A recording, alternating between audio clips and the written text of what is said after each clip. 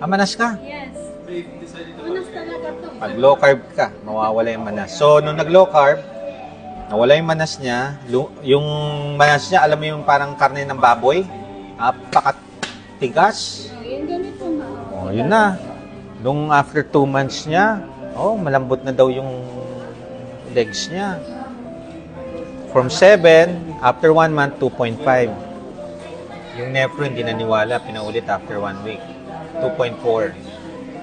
Then after 1 month, again, 2.1. 2 months lang to.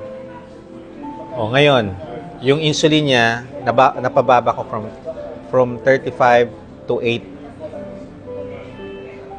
Taas ng insulin nun eh. So, 8 na lang. Bago mag-graduate, napansin ko tumataas ang sugar.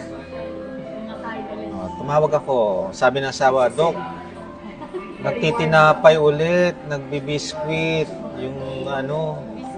Alam nyo bakit bumalik doon? Kasi ang goal lang naman niya yung hindi ma-dialysis. Na-attain niya yun eh. Hindi siya na-dialysis for 2 months. So, bumalik siya sa dati. Sabi ko, Sir, pagka tinuloy niya, madadialysis kayo. Tataas ulit ang sugar niyo. Pwede kayo magmanas ulit. Tapos, madadialysis.